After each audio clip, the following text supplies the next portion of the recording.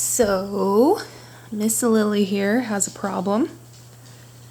She is resource guarding against other dogs, and she has been for a while, but it's just been like small behaviors, and I haven't really done too much about it, and now it's getting worse.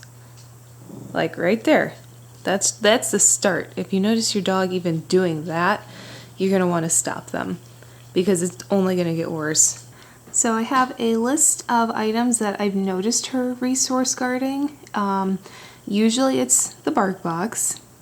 Every single day it's a bed. Any bed. Any bed that she is in, she does not want any other dog to go in. They have these little dog keys that are like chewy, and we have a set for each dog, and they all hoard them at some point, but she does resource guard those. This is more random. I could go out shopping and bring home anything random, and she wouldn't even know what's in the bag, and if I were to put them all on the floor, she would guard against all the other dogs with those. Last night, I noticed her resource guarding a space heater, and she has also resourced a case of pop.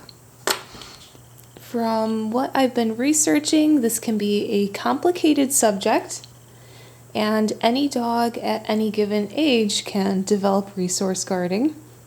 So we're going to see if we can straighten this out.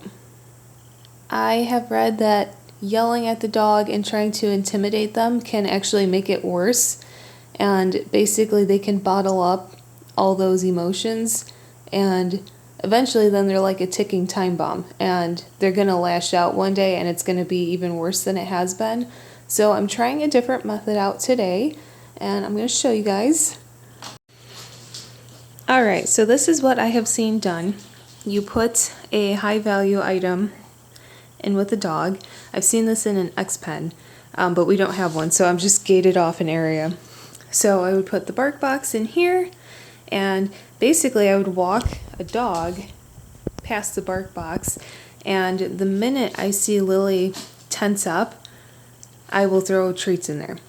It's a form of conditioning that I don't totally understand yet, but it's a way to kind of work through her brain like, hey, it's okay if another dog comes over here by this thing that I really like. And then once Lily is good and she's not growling at any of the other dogs through the gate, she's not snapping, she's not getting tense, I'm going to remove the gate and walk the dogs past the bark box then with her. So today I'm not going to rush things. I won't even bother removing the gate because I want to take my time with this and make sure we really do a good job. But that would be the next step that we'll take. Probably, it just depends on her behavior. And I'm also going to play around with, if she's not resource guarding the bark box behind the gate, I'll try a different higher value object back there too.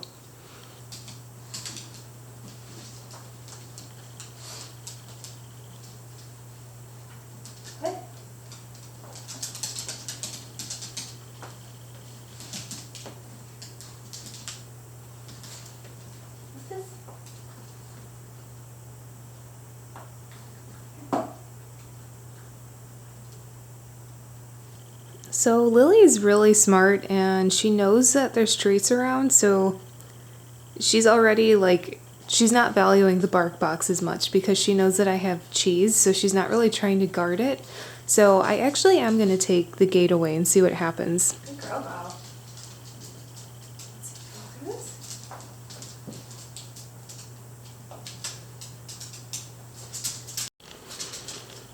Alright, I think that's where I'm going to leave it with today, and we're going to practice this for a few days and see how she does.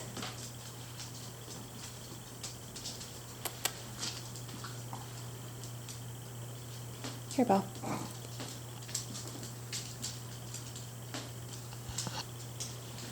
Good, Lil. I'm giving the other dogs treats just because they got to deal with her bullshit. There you go. Good. Good girl, Lil. Good. Good. Ah, there it is again. But I like that Peanut is standing right there and she's not staring him down, so that's a good thing.